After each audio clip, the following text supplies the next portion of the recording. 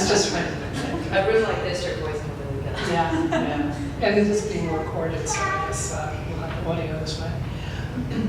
But so, I think we're a small group, but hopefully you'll find this some useful information from what Lauren and I are going to talk about. I'm Maggie Kozel. I'm a pediatrician and somebody who has benefited from Laura's instruction for many years now, as I worked on now 2 books that were related to my medical career. So what my idea was for today, for what I was going to talk about, was basically how I figured out just what a writer did, which was not immediately obvious to me.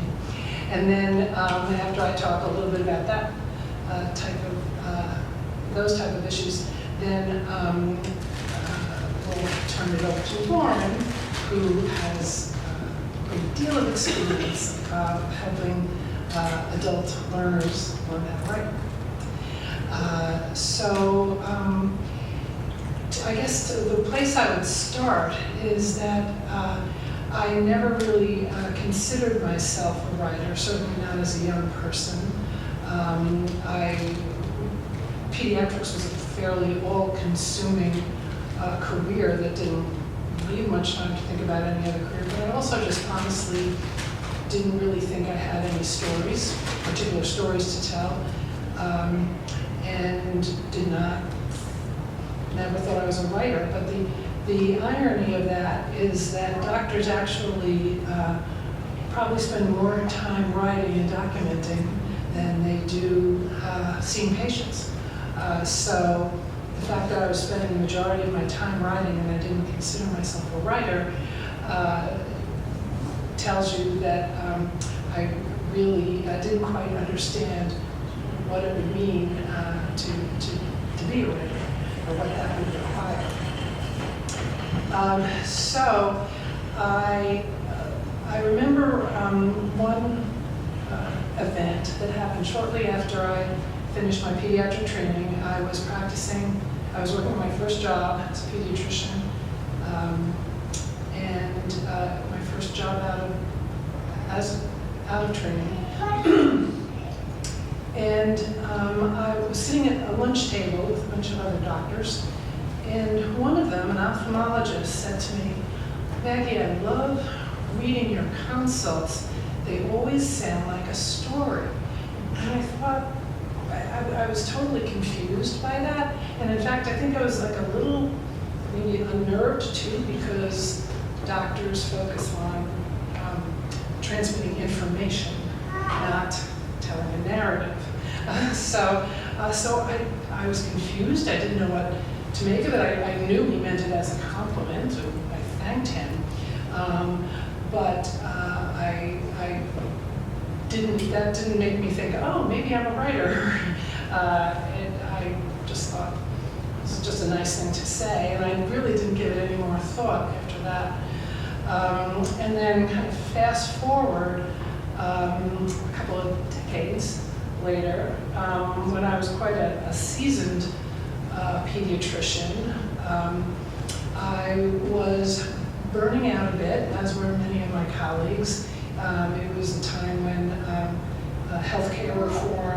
healthcare payments and healthcare reform was just a mess. And it was trickling, that mess was trickling down both to providers and to patients. Everybody was unhappy. I took some time off from pediatrics, and one of the main reasons I did that was because I wanted to get involved in healthcare activism and health reform activism. And so one of the ways I did that was I started writing commentary. And I had great luck with that. But of course, commentary has, I think, a lot more in common with writing chart notes than telling stories does, because you're basically trying to build a case, make a case for from what conclusions you're going to come to. And so I started doing that, and when I had a fair amount of success with that, I still didn't think I was a writer. I thought I was a doctor who knew stuff, and if I put it down on paper, then people would understand it. And I'm pretty sure I'm correct that if somebody, looking back, if somebody had said, "Oh, so you're a writer," I was like, "No, not really." I'm not sure, again, still what I was waiting for to think that I was a writer. But in any event, I did have enough success with that I thought, maybe I should just put all of this into a book. And so I proceeded to start to write down my story. And I wrote down my story a lot like I wrote chart notes. I just provided the facts and thought, well, people will figure that out, take from that what they will. And I wrote about 150 pages, and so I thought, well, that must be a book. So I really had a very concrete idea what it meant to write a book, and really still knew nothing about writing. And so I thought, well, okay, so now then what's the next step? How do I get this published, or how do I make something happen around this book? And that's when I heard about the Brown Writers Symposium, and Lauren, it turns out, was the instructor at that symposium. And that was a real eye-opener for me, especially the first day, because we go around the room reading the piece that we submitted in order to be accepted into the symposium. And when it came around to my turn, and Lauren was great. Lauren has great, not just acuity about this stuff, but very gentle and respectful and knows how to give feedback.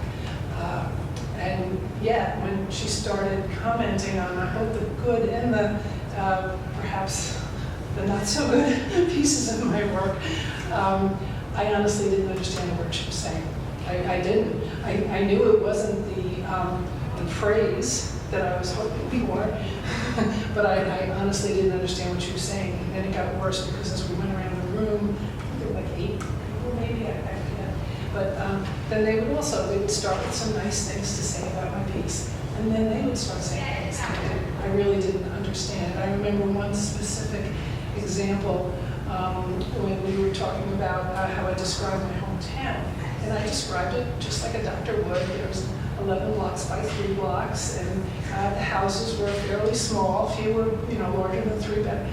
Like I don't know what I thought I was writing, but it was like the facts. I was telling people the facts of my story, and so I was really devastated at the end of that first session, not because doctors have egos, let's face it, but it wasn't really just because I was not getting praise. It was because I didn't understand what I needed to do anything. So that was a really tough awakening for me. But fortunately, I was in with a very good group, and I was able to finally figure things out, because what I did learn from that symposium was that I could tell when other people were reading their material, I could tell what I liked, what I found interesting, and what I didn't like. And then when I would listen to Lauren give her feedback, I would gradually start to figure out, oh, that's why I didn't really particularly like that segment, or that's why that piece sounded so beautiful to me. And once I could make that connection between what I was hearing and why, and be able to say why I liked it or didn't like it, that was a complete game changer for me.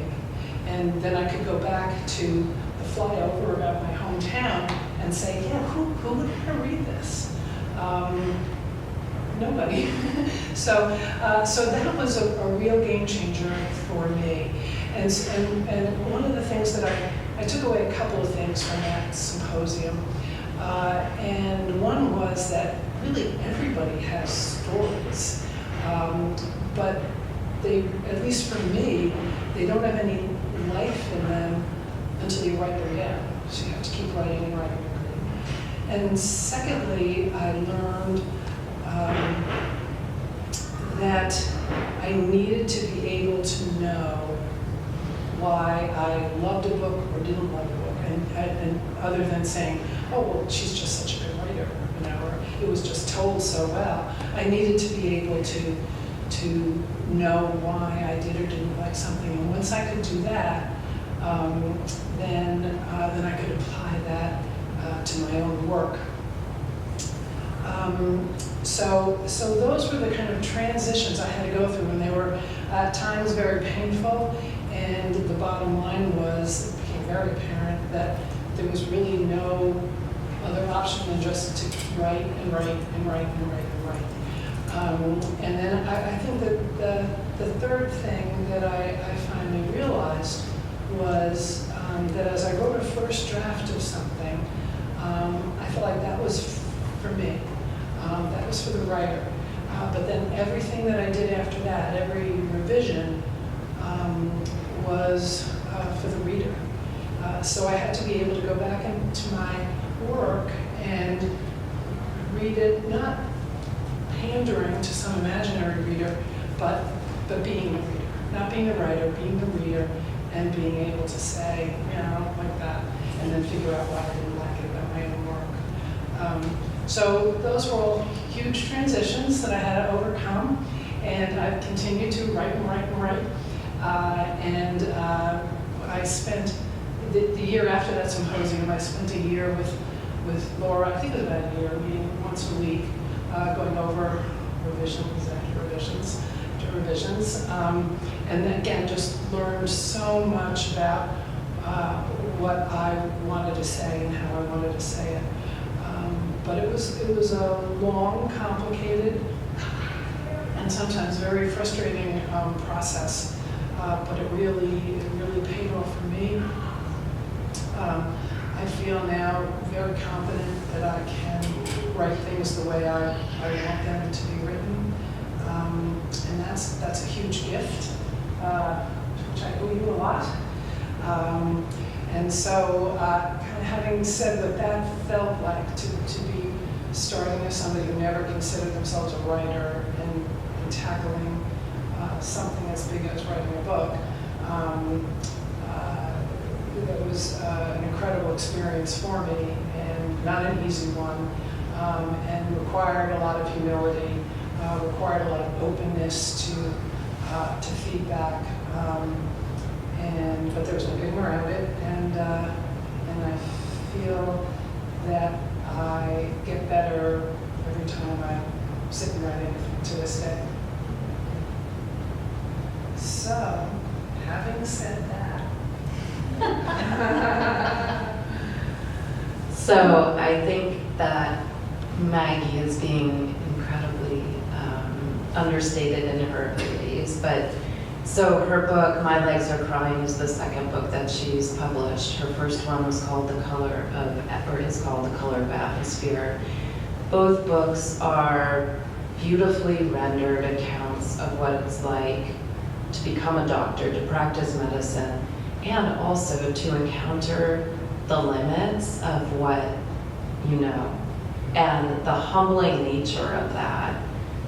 I think one of the most extraordinary aspects of Maggie's writing is her ability to stay calm in the face of not knowing and to acknowledge what she doesn't know and humble in the face of that. And I think, as she said, writing and learning how to write as a writer who wants to be read is can be a very humbling and frustrating and destabilizing, I think you used the word destabilizing when we had lunch, experience. And staying open to that is tricky and challenging.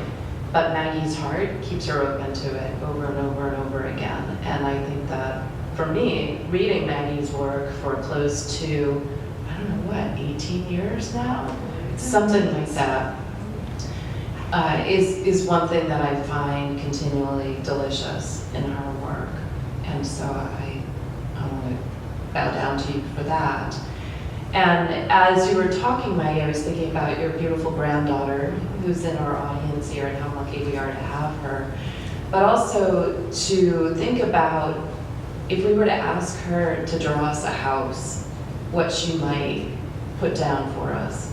And we don't have a chalkboard here, but I would do some rendition. I think we can all imagine what a young toddler might draw for a house. I think that that's akin to what we do as writers. We start out with our natural talents, guessing at what we see, right, and approximating that. And if we're lucky, we have somebody telling us that, oh, this is wonderful, right? But nobody would want to move into that house. I'm really sorry, but nobody would want to move into that house, right? It won't keep you warm, it won't keep the rain out. There's no real window pane to look out on, and the door is only imaginary. You can't open it up. So my job as a writing teacher is to help students, help people, writers, see where they need to develop their house, whatever, and when I say a house, it's whatever work they wanted to accomplish, be it a poem, an essay, a book. I've helped people accomplish all kinds of writing goals, but my job is to say, okay, here's where you are, here's where you want to be. The process of getting from there to there can often be overwhelming, and you don't always know how to identify the steps, right? So if we were to ask your granddaughter to make us a house that we could actually live in, she would probably look at us with her eyes wide open. I have no idea, right? And there's nothing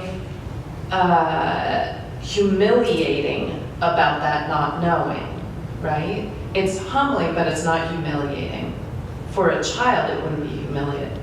For an adult, we often mistake humbling for being humiliated. And that can prevent people from moving forward with their own work because we think we have to be experts, especially somebody who's gone to medical school and accomplished so much that you did in your field, right? Becoming an expert. We think, I have to be able to apply that level of expertise no matter what I want to do. But if you've been going along creating cars and knowing how to create cars for people to drive, you're not going to automatically be able to translate that into skills for building a house that people could enter and live in and cook meals in and have parties in. And so sometimes it's a process for me as a teacher of adults of translation. So here's what you do in your medical work that's similar to what you do as a writer, right?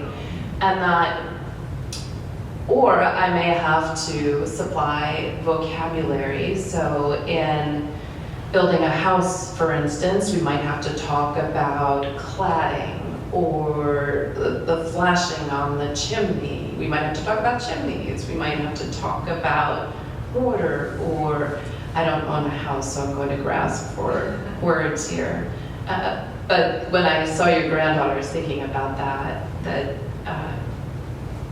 we start off with the seeds of these abilities, which then, as we go along, can grow into anything we want them to be if we're willing to be guided, and if we're willing to be humbled enough that the ego can sort of turn itself down a little bit and stop talking about being humiliated and start opening itself up and really enjoying the process of being humbled.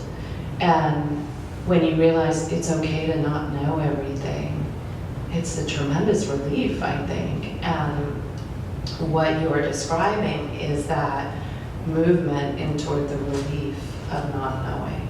And that's why a lot of the Buddhists embrace beginner's mind or the cloud of unknowing, that sort of thing.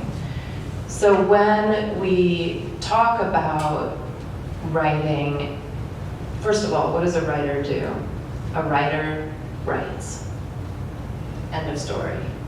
A writer who wants to relate to an audience, I think as Maggie said, needs to understand what might appeal to a reader. And that's the real distinction. We often have fantasies about what a writer is, as if it's somebody who's privileged, or every time you say, I'm a writer, angelic harp music should be playing, right? And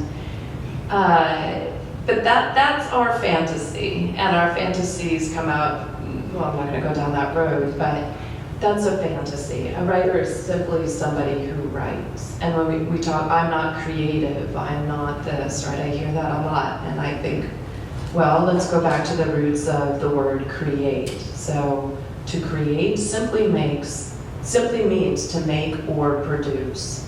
It doesn't mean anything more fancy or angelic than that, right? So when we say make or produce, we would never associate that with that kind of angelic harp music that we might when we think about somebody who's creative or a writer. So you start noticing what's going on in your mind with these different associations to these words. And one inspires this expectation of something magical, and one is very simple and seems very workmanlike. But there is something that's going on in your imagination. Hearing those two words, make, creative, write, writer. There's something that's going on in your mind when you hear that. And somebody who learns to write for an audience learns to take advantage of what the reader does for themselves in the space of their own imagination. So one piece that I often have my students read is an essay called Why I Write by Joan Didion. I'm sure you remember that, or you might, yeah. And she talks about how the act of writing is an imposition on the reader's most private space, which is the imagination. Nobody can touch it, nobody can see it, it's yours alone. And it's colored by all of your lifelong associations, some of which are shaped by the language you speak, the household you grew up in, the culture you came from, where in the world you live. We are conditioned beings, each of us with our own psychosocial sketch, right, that we might find in a medical report such as Maggie's, or in a novel, which happens to flesh it out in different ways, but it's kind of the same, all the same ingredients. And a writer learns how to bring that biopsychosocial report to a level where the reader can start to chew on it in their imaginations and start making associations perhaps with what they might know or what is familiar to them. And in order to do that, we need certain things. We need structure, we need an understanding of how language works, we need an understanding of conflict, we need an understanding of character, we need an understanding of the difference between information and story and narrative, and how narrative keeps us wanting to read on so that we want to know what's going to happen next. How does this turn out? Whereas information that a doctor might, there's no, a doctor's report doesn't contain any element of what's going to happen, right? At all. It's, I know what's happening. That's the tone of a doctor's report. I know what's happening here, and if the patient follows my orders, this is what's going to happen. There's no mystery, there's no suspense, there's no conflict. Although I think as Maggie's book, My Legs Are Crying, suggests, even that narrative becomes complicated and nuanced in the realm of med-psych illness, which she had the experience of working with in the later part of her career. And so that ability to complicate the narrative, to really flesh things out, to say, I want you, reader, to keep turning the pages, to pay me your attention rather than paying it somewhere else, like your cell phone, like your email, like your Facebook page, like your beautiful granddaughter. I want you to spend your attention on my words.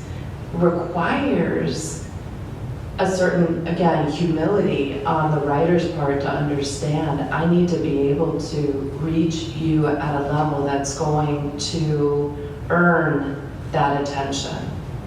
Really earn it, rather than assume it, right? So a doctor's audience is built in. You have a built-in audience when you're writing medical notes, right? You have staff, you might, if you're in a hospital setting, you have other people that you're communicating with, nurses, etc., insurance companies. People will read, you don't have to worry about who your audience is or earning your audience.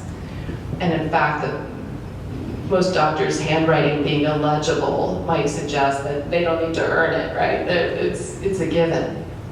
But when you're a writer who wants to reach an audience, we need to think about, how am I going to earn my audience?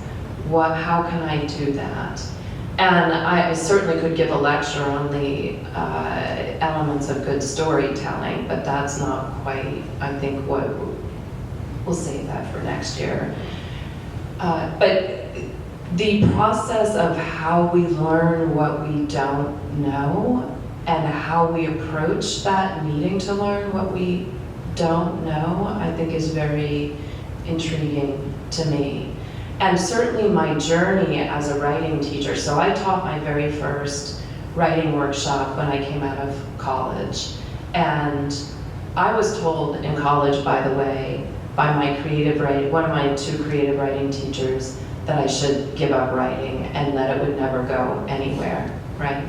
And so I had this in the back of my mind when I got my first teaching job at Brown University. Well, it was my first teaching writing job, but when I got the job there teaching creative writing, I thought that poisonous old turtle could see me now, right? But I had that voice in the back of my mind that I shouldn't be where I am. And that has stuck with me, that when we tell people things like that, it can shape them. He might have stopped me from writing for the rest of my life. And he might have stopped me from meeting Maggie or Steve or any number of the writers that I've had the immense privilege of working with. And that, I think having that in the back of my mind, my own experience, has really shaped my approach to working with writers. And so when I was working with these senior citizens, right, when I was fresh out of college, so I decided I'm going to go to the senior center and go teach them how to write, because they have stories, and I'm sure they're beautiful stories. But I noticed that we met for most of that summer, and I was noticing a lot of sentences like, the house was yellow and I loved it. And I thought, I don't love it. I don't feel anything for the house that you love. How can I help this person make me love their house? And how can I do that in a way that is gentle without telling this person who has lived way more years than I was 20-something at that time. How can I tell them, I don't love your house, in a way that is gentle and not humiliating? But that says to them, you know what? I understand your love for your house. I can feel your love. I want to feel it too. Can you help me feel it? And can you, and if they say, well, what do you mean? I can say, well, what was in the front yard? Was there a tree in the front yard? What did your house smell like?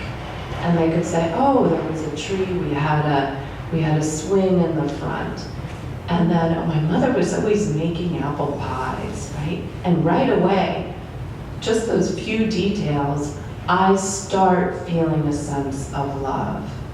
And I start feeling a sense of that love through the sensory details, the specific details that this person is giving me, rather than the simple telling, I loved the house. So if I say to you, I love Maggie, you could say, oh, that's nice, but you don't feel love for Maggie, right? But if I say to you, Maggie has this heart which has stayed open to being humbled over and over and over again, and there's a certain generosity in that, you can start feeling a vicarious sense of, if not love, you can start feeling a vicarious sense of affection for her. So we often say in writing, show, don't tell. So the telling is, I love Maggie. Showing is showing you something about Maggie's heart, describing that and what she brings to her work on the page.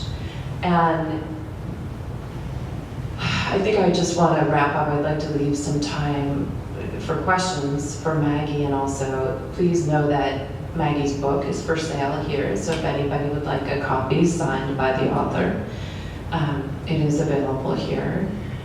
So I think I'd like to wrap up by saying, look for a guide or a mentor on your writing journey who wants to feel what you feel, who wants you to be able to communicate that, who doesn't tell you something like, you can't be a writer.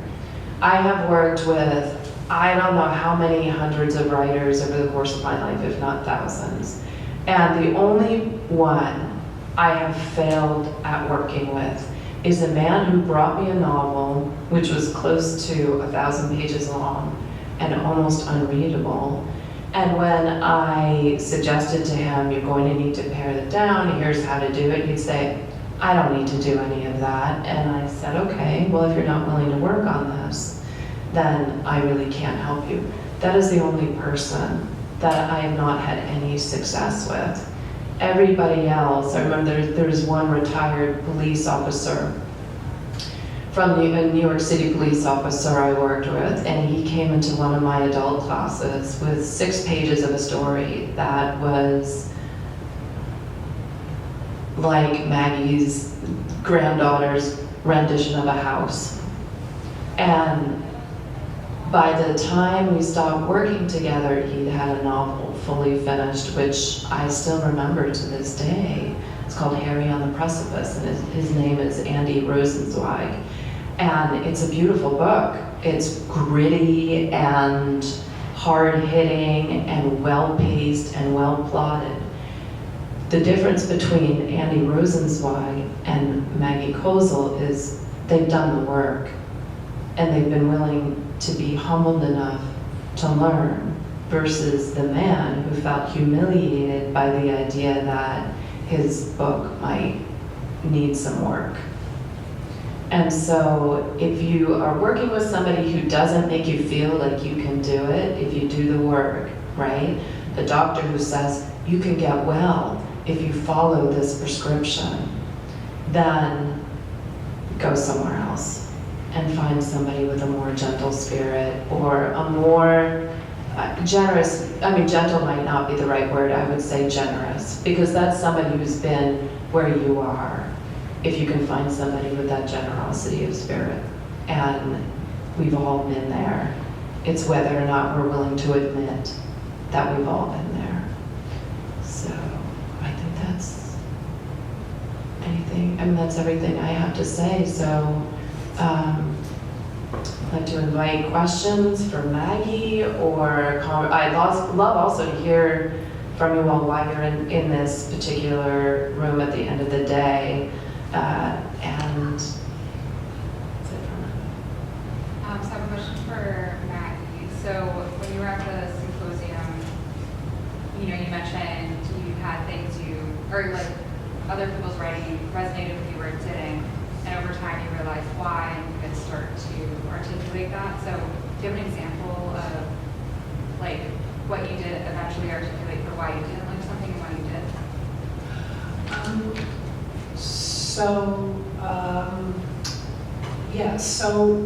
I guess I briefly referred to this from that first piece that I read to the group, where I wanted to start off my story with where I grew up, which in itself is like a very linear approach to starting off the story. Well, I guess I should start in the beginning and then just keep going until I get to the end. So that was not the most inspired beginning to begin with. But also what I told about the town told the reader nothing about me and nothing about why I wrote this book. I mean, it was, and I had no understanding of it that my efforts had to go beyond just providing information.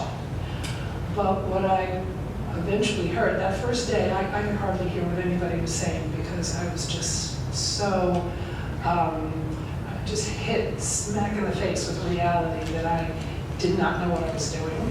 That was hard, and did not understand what I needed to do in order to make it better. But what I eventually realized, because I think my homework assignment that day, we had homework every day at the symposium, was to go back and sort of work on that piece that we had submitted. And I tried to inject more of myself in it. And I did things like, and again, this was all very, still very amateur way of trying to make it better, but I would talk about how my mother's screams could be heard up and down the block. Like I would have earlier thought, why do I have to say that? I already said, I grew up in an alcoholic home. Like that was it. That was the sum total of my handling of I grew up in an alcoholic home. I grew up in an alcoholic home. So, but now I'm starting to see, well, that's like a doctor's note. You know, she grew up in an alcoholic home, where saying you could hear my mother screams up and down the block tells, I think many readers, maybe not all, but many readers are going to react to that. They're going to feel maybe shocked. They're going to feel badly for this little girl. They're going to start to understand where I was coming from. To your question. Yeah, I know that. Because I was wondering how you improved the description of your hometown. So that. Yeah, so it was more, and I don't think that even necessarily happened overnight. It might have been like by the end of the week, I figured out, but it was a slow process. But I did start to get a feel for what readers are going to care about. And they're not going to care about how many blocks there were. Nice to add to that too. I think one thing that it helps anybody who wants to write to do is to pick up a book and look at a sentence that particularly appeals to you, or even a scene, and to start thinking about why, right? So I'm just going to pick up your book and look at something random. Okay, so I have no idea what we're going to get here. Let's see. This is a very well, let's start with this sentence, and we'll see if we can parse it for a second.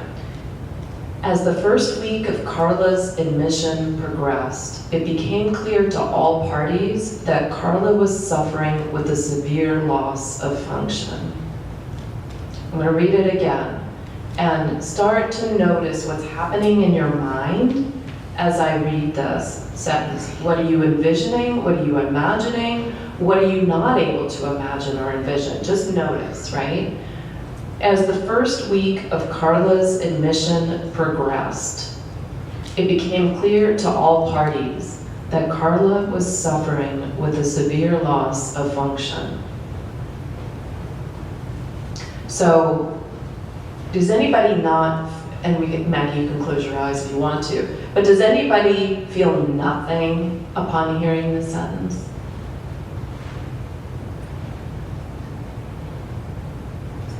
We all have, so is that safe to assume we all have something going on upstairs as a result of that sentence, right? So we know something is going on, right? Certainly I have a strong reaction to this.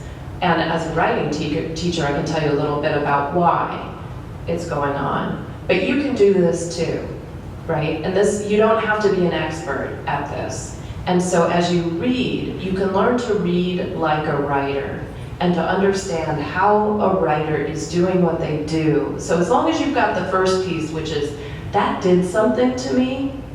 I don't know what it was, but it did something. And I feel more enlivened because of it, right? More enlivened than I was a second ago. So we've got right here the very first little clause as the first week. Sense of time. First week. All events happen in place and time. So an event that doesn't happen on the page in place and time is completely disorienting to the reader, right? It's going to feel like we can't relate to it. So right here, we've got first week, great. We've got time.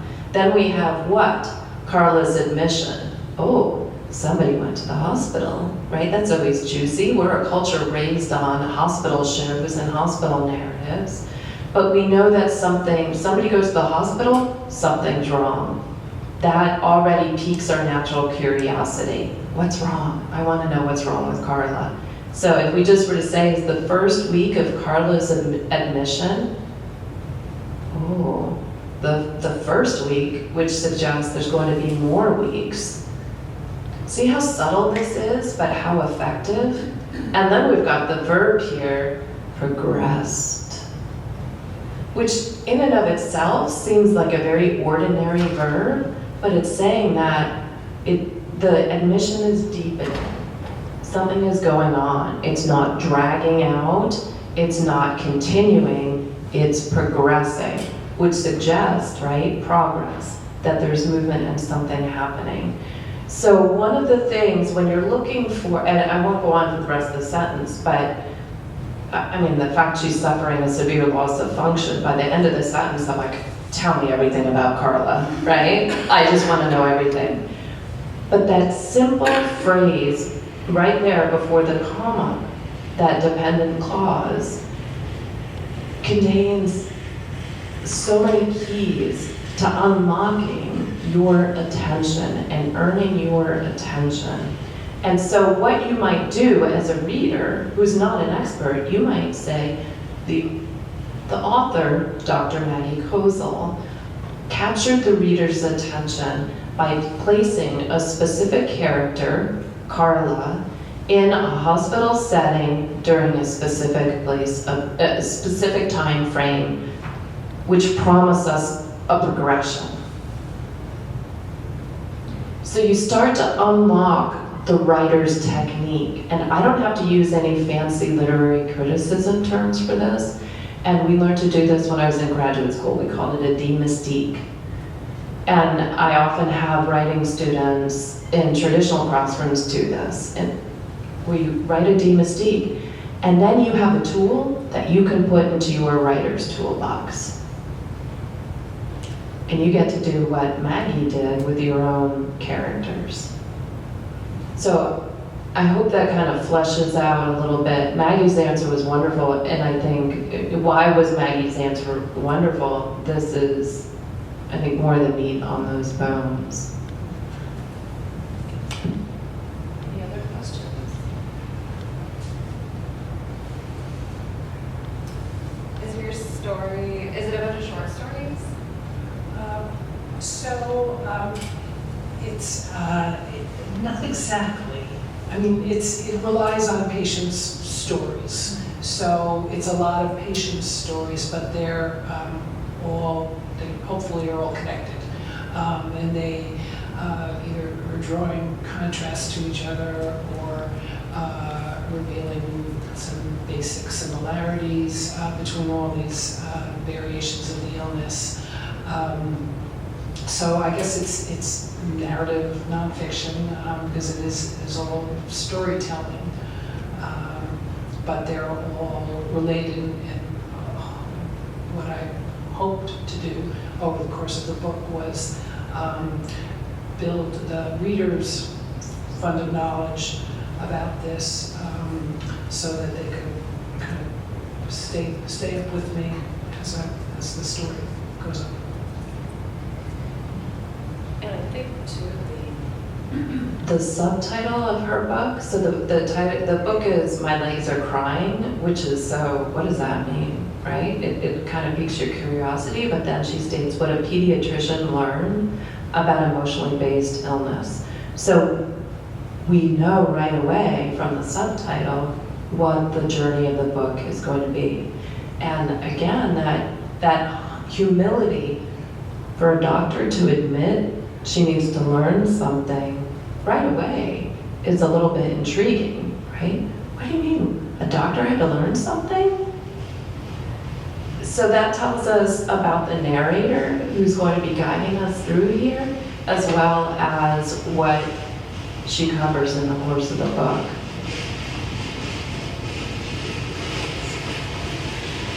Yeah, I'd just like to say, not clinically or not, very interesting stories. They're written in a way that really, wow, great. It's kind of, it's like a really, it's not clinical or something like that. I expected dryness or something. I'm sorry, expected what? Dryness or something because of your doctor title when you first written. You were always so interesting. That's great to hear. Thank you for saying that. That it took me many years and many words, writing words, to kind of reach that point where I felt like I could choose the words that would keep it interesting. So thank you. That is a high compliment. How did you come up with the title? I was walking the dog, well, my daughter's dog. And I think some of my favorite ideas that I've gotten either while I'm riding my bike or I'm walking the dog. I'm not sure why that is. There must be a reason. I'd love to know the reason.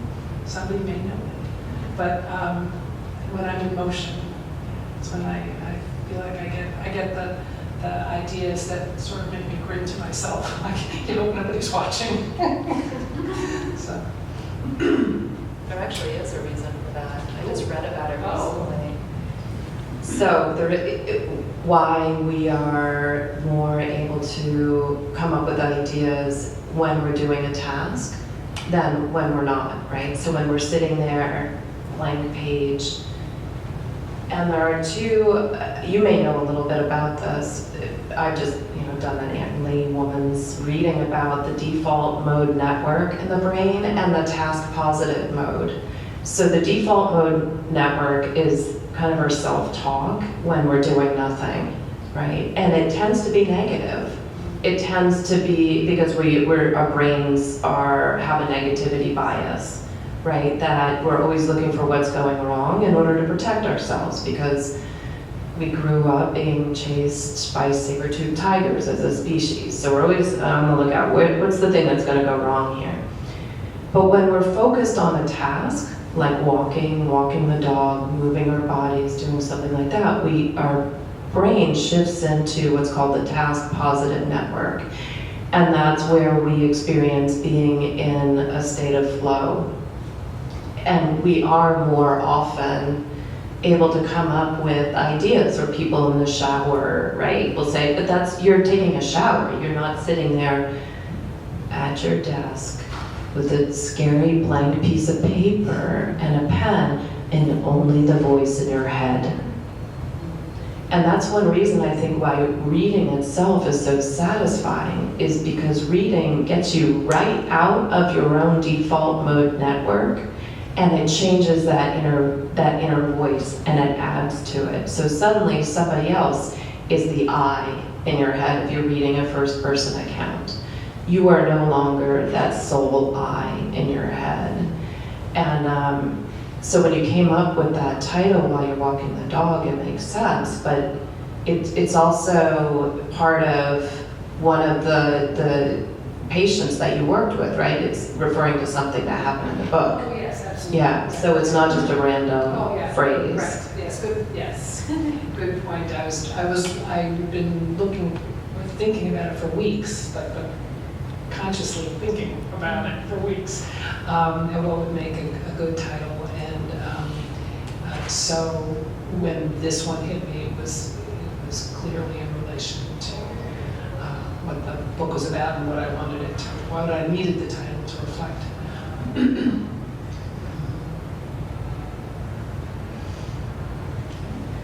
said you wrote another book? I did, and that was, I think, 12, I've lost track. How much on 12 years, 13 years, I think that got published, The Color of Atmosphere. That was when I was at a particularly burnt out time in my pediatric career, and was very interested in healthcare reform and activism. And so I wrote, what I guess is like a medical memoir, narrative nonfiction. I guess that was the first time I ever heard the term narrative nonfiction was in the symposium. I really didn't even have the language of being a writer, but yeah, so I wrote that as a story about my medical career and how healthcare reform impacted it. So narrative nonfiction, by the way, the teacher read, I feel like I have to, is simply nonfiction, so it's factual, that uses the tools and techniques of fiction writing. So you have a sense of story, you have a sense of narrative, you have a sense of a main character who wants something, who encounters opposition. All of these things that keep us turning pages. So is that every memoir? Is it?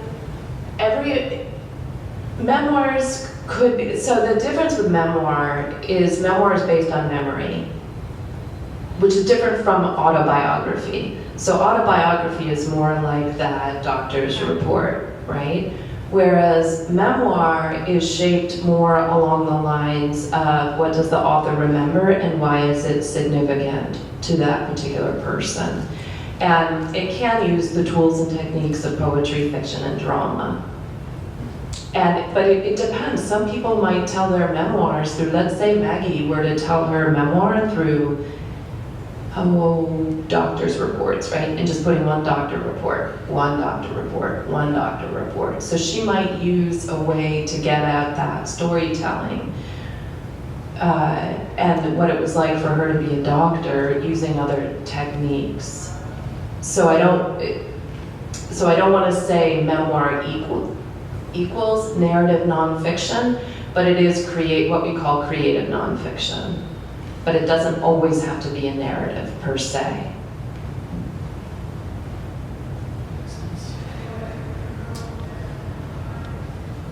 Have you written anything?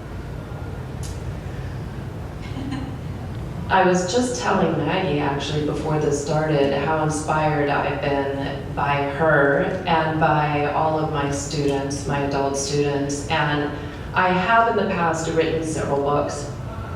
But I was always, this isn't good enough, this is not going to be on the New York Times bestseller list, so therefore they're staying in the drawer. Despite the fact that I've had some wonderful reception. I used to work in publishing, so I knew the top agents in New York, and at one point I had the uterus to approach them with one of my novels, which I can't believe I did that in hindsight. But I got some great feedback, it was wonderful. But at the time I was teaching at Brown, and I needed help on my own writing.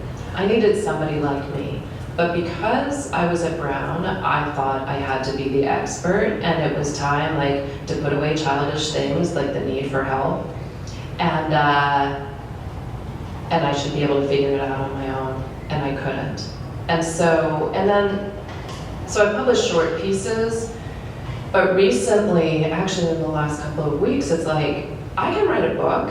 Like, all my students are writing books. I've watched them do it. Why can't I do it, right? And I can find somebody who's going to do for me what I can do for them, and enough of this nonsense of being unable to ask for help or being the expert, right? I needed to be humbled. So as of right now, I'm about 50 pages into a book, and it's kind of a coming-of-age story at midlife that we often read coming-of-age stories of young adults, but this adult had to do it much later in life, and the book goes into some of those reasons for it. But it's been so freeing to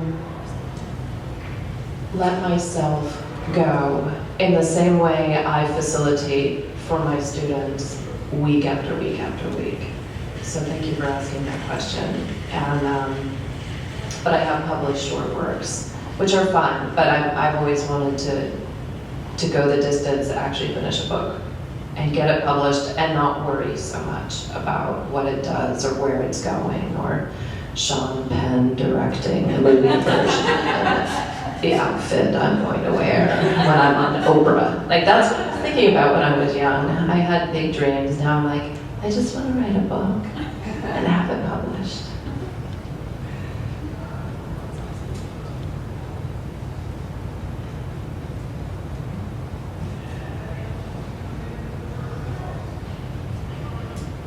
Any other questions for Maggie? The symposium that you were in, Maggie, now is it a different style from now at Oh, yes, one of the, oh, sorry, go ahead. Oh, okay. One of the big differences is that it involved both supportive comments and, is it critique? What's the? Critique. Critique.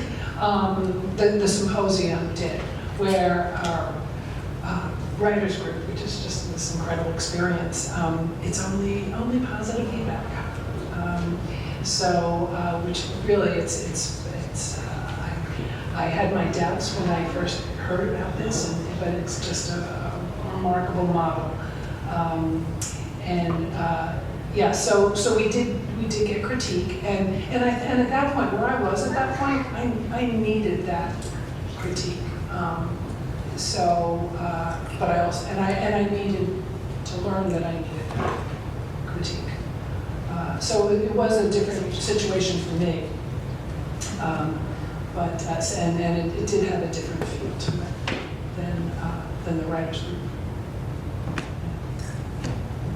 So Brown used to have a really great opportunity for adult writers. So this was a symposium in creative nonfiction, which was week-long, and you could meet people from all over who came.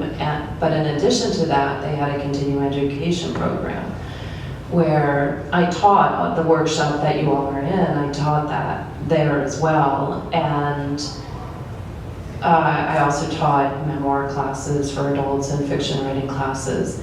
And unfortunately in Providence now, especially post-COVID, there's a lack of opportunity for adult writing classes. And I'm hoping to be able to address that in some way, but I also can't do it alone. So this is a little bit of a pitch to you all here, right? If you would like to see an opportunity for adults to attend things like a creative nonfiction symposium, feel free to talk to me afterward, and we can put our heads together and figure out how we could get that done, because I think there is a real gap in our community in Providence. We have a lot of resources for visual artists, but not so much for adult writers. Where did you come up with the idea of dropping positive? So when you write something on the spot, it's like a newborn child. And you would never tell that newborn child, you are not enough, right? You need to do more. When you've worked at it a little bit over time, then it's ready to say, okay, what's working, what's not working. So it needs time. And so it would be, I mean, again, we've got a young audience member here, right? We would never tell her, this is what you need to do to become a functional adult. It's not appropriate. However, by the time she's in high school and she's had some life and some education under her belt, then it's time to have that conversation. So different stages of a writer's piece would dictate what kind of feedback is appropriate. And so the symposium was meant for pieces that had already been produced and looked at, versus the writing we do in our group is on the spot, brand new, fresh out of the writer's head. And if you were to critique it like, oh, here's what's working, here's what's not working, you run the risk of demoralizing somebody, right? Because we fall in love with our creations in the same way we fall in love with our grandchildren. And let's let people experience that love for a little while. And then when they say, okay, I want to do something more than this, than just feel my own love for it, I want someone else to love it, then it's ready to look at, okay, how can I go about doing it? And what shortcomings might be present that would prevent that from happening. Well, you didn't have to actually convince me, because I thought it was a cheese. I know hot. But I was just wondering, with that, did you just think of that? So I based my workshop on a workshop I took after I graduated college, where we did the same kind of thing. I do things a little bit differently, but you only receive positive feedback. And as a teacher, and especially this group that has been together for over 3 years now, I mean, we're going on 4 years, which, thank you, COVID, I've never had a group of writers stay together that long. But I've watched people grow toward their strengths over time in a way that I didn't know was possible. As a writing teacher and a mentor, I thought I had to tell you also what doesn't work, right? Or you might miss it. But in this instance, I've just watched people, it's like a sunflower. They just grow toward that sunlight, and some of the weaknesses fall away naturally because they're not getting fed.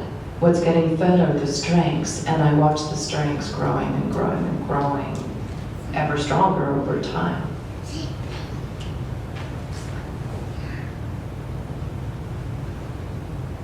That was really powerful. You could write a book about that. Thank you. I've got a question. I'm not a writer, but I've known people locally that self-publish their books. Yes. Now, has anyone ever, self-published a book and then it really became a big seller? Absolutely, and I'm trying to think of who, like some big names actually started out as self-published books. Yeah, well, actually, maybe not, I'm sorry, I misspoke, not self-published, it was, went through the Navy press. Oh, It okay. was So a it's former small Navy. That's a Tom Clancy book or something? Yes. Yeah. It wasn't J.K. Rowling who self-published, but sometimes what will happen too is a writer will self-publish a first book and then take their second book to a major publishing house, second or third book, and then that major publishing house will agree to that book and then re-release the self-published book under that imprint. So that's also another way that writers have achieved a greater audience than the self-publishing. And I think that's the time, that's our bell. Oh, really? Yeah, because I'm noticing her, and also he keeps coming out to say, yeah, we're running a little over time. Yeah, there's our I second heard some time. of the other presentations where they say that they'll send what they wrote to an agent, and they'll say, you've got to edit this, change it. Is the agent before the publisher? Not with self-publishing. Self-publishing, you don't need an agent, but if you're working with a major publishing house, generally, yes. So you send it to the agent, and the agent will respond like, here's how to get your manuscript in enough of a good state for me to be able to show it to an editor who hopefully will buy it. Or also those agents now more and more rely on freelance editors. Somebody like me who might work with it, because they don't have as much time as they used to have, right? There's the whole state of the publishing industry now has changed dramatically, but they rely more and more on outsourcing that kind of book development work. And so if you have a good idea, right, you're willing to work hard, that kind of thing, then oftentimes what writers will do is hire somebody like me before they'll go to a literary agent. A literary agent is very much so used to fill in that gap. Now it's a little bit less than it used to. And then the editor will decide, okay, I want another round of